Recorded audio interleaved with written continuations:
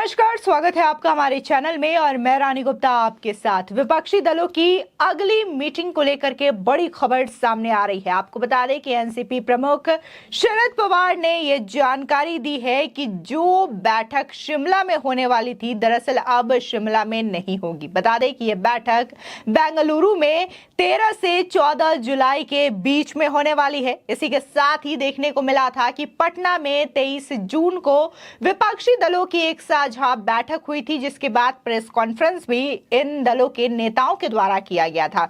लेकिन वहीं दूसरी ओर जहां लगातार ये दम भरा जा रहा था कि विपक्ष जो है एकजुट है, लेकिन यही जो पटना में बैठक हुई थी वो कहीं ना कहीं फ्लॉप भी नजर आई, क्योंकि कई सारे ऐसे नेता रहे जो कि एक दूसरे से नाराज दिखाई दिए। इसमें से खासकर अगर हम बात आम आदमी पार्टी के राष्ट्रीय संयोजक अरविंद केजरीवाल की करें तो वो कांग्रेस पार्टी से कुछ ज्यादा ही नाराज थे। दरअसल केंद्र सरकार के द्वारा लाए गए अध्यादेश के मुद्दे पर उन्होंने तमाम पार्टियों से समर्थन मांगा, लेकिन अभी तक कांग्रेस ने अपना स्टैंड क्लियर नहीं किया है, जिसकी वजह से अरविंद केजरीवाल खासा नाराज रहे। तो वहीं दूसरी ओर प्रेस कॉन्फ्रेंस के दौरान भी कई सारे नेता गायब रहे, जिसको लेकर के यही कहा जा रहा था कि ये जो पटना में बैठक हुई है नीतीश कुमार के नेतृत्व में, ये कोई खास असर नहीं डाल पाई। तो वहीं खबर ये आ रही थी कि शिमला में अगली बैठक होगी जुलाई में, जो कि कांग्रेस अध्यक्ष मल्लिकार्जुन खड़गे के द्वारा लीड किया जाएगा। लेकिन इस बीच अब एनसीपी नेता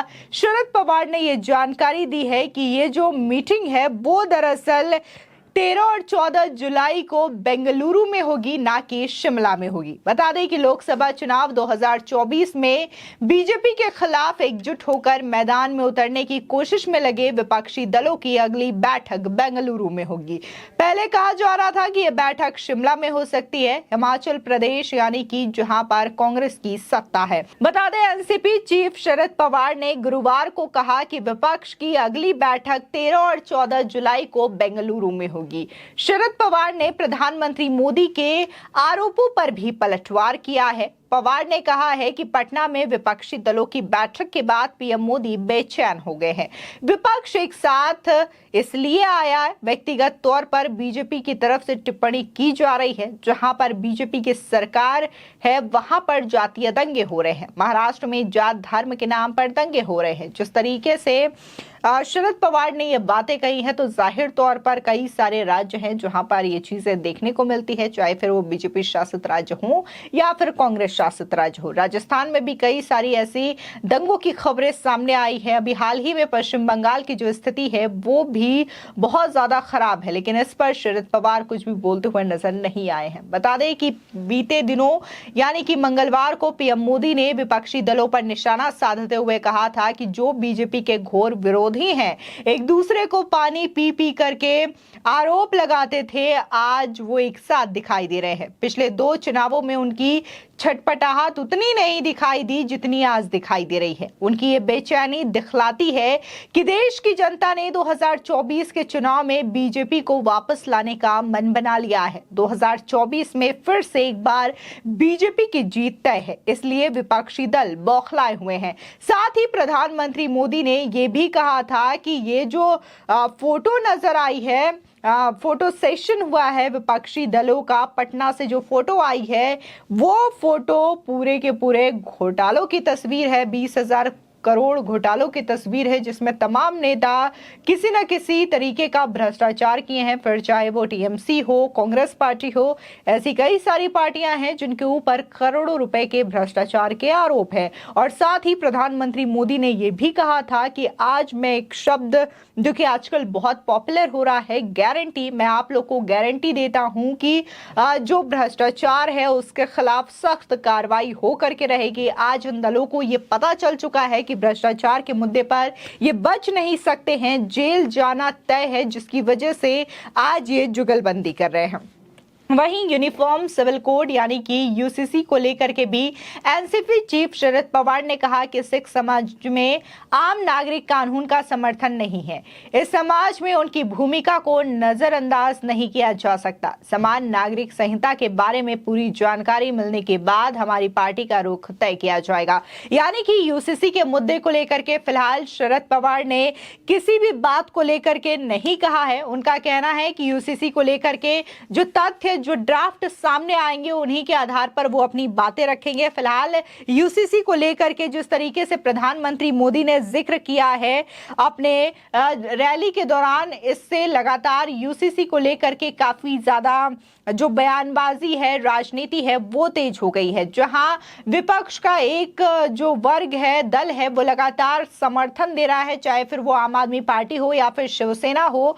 तो वहीं कई सारी ऐसी पार्टियां हैं जो कि यूसीसी के मुद्दे को लेकर के बौखलाई हुई नजर आ रही है। उनकी छटपटाहट जाहिर तौर पर देखने को मिल रही है। कांग्रेस से लेकर के फारूक अब्दुल्ला हो या फिर समाजवादी पार्टी या फिर एआईएमआईएम के असदुद्दीन ओवैसी, इन तमाम लोगों ने यूसीसी को लेकर अपना रिएक्शन दिया है। केंद्र सरकार के यूसीसी मुद्दे का लेकर के विरोध किया है और उनका कहना है कि यूसीसी अगर लाते हैं तो इससे काफी ज्यादा खामियाजा भुगतना पड़ सकता है। सीधे तौर पर फारूक अब्दुल्ला ने तो ये तक कह दिया है कि अगर यूसीसी केंद्र सरकार लाती है तो इससे बहुत बड़ा तूफान आ सकता है। केंद्र सरकार को इसके बारे में बार बार सोचना चाहिए। यानी कि सीधे तौर पर फारूक अब्दुल्ला ने केंद्र सरकार को बड़ी चेतावनी दे दी है। देखने को मिल रहा है कि अगर यूसीसी का मुद्दा हो तो विपक्ष जो है वो बटी हुई नजर आ रही है।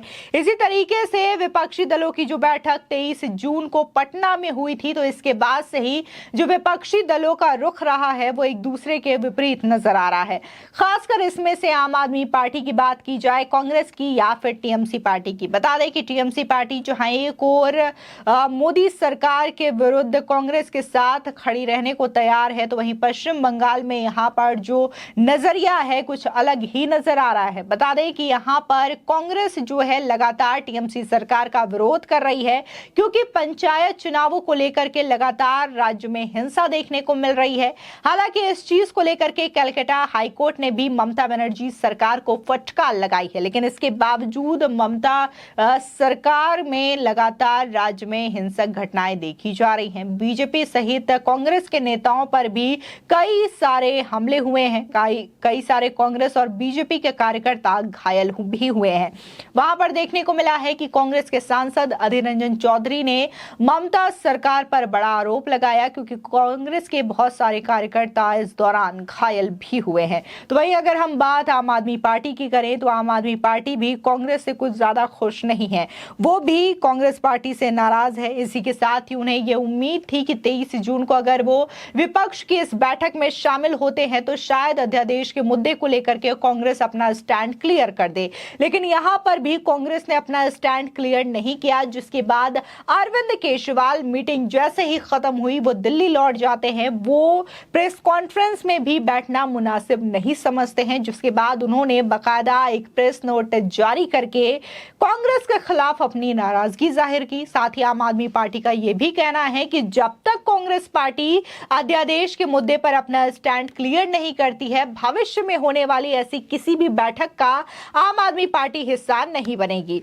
यानी कि जो विपक्ष है लगातार बढ़ता हुआ नजर आ रहा है। खासकर अध्यादेश के मुद्दे को लेकर के अरविंद केजरीवाल जो हैं वो डटे हुए हैं। तो वहीं कांग्रेस का कहना है कि जब यह अध्यादेश बिल के तौर पर राज्यसभा में पेश किया जाएगा तब हम इस पर मिलकर के बातचीत करेंगे। लेकिन फिलहाल विपक्षी दलों की जो रणनीति है वो साल 2024 के चुनाव का मुख्य एजेंडा है और इसमें कैसे बीजेपी को सत्ता से बाहर करना है इसी को लेकर के विचार होना है। फिलहाल जो मीटिंग की अगली तारीख है वो सामने आ चुकी है। 13 से 14 जुलाई को ये डेट फाइनल की गई है और बेंगलुरु में ये बैठक तय होनी मानी जा रही है, क्योंकि विपक्षी दलों में से एक एनसीपी के चीफ शरद पवार ने इस बात की जानकारी दी है। फिलहाल इस खबर को लेकर के आपकी क्या राय है हमारे कमेंट सेक्शन में जरूर बताएं। आगे की और भी अपडेट के लिए चैनल को सब्सक्राइब करना ना भूलें।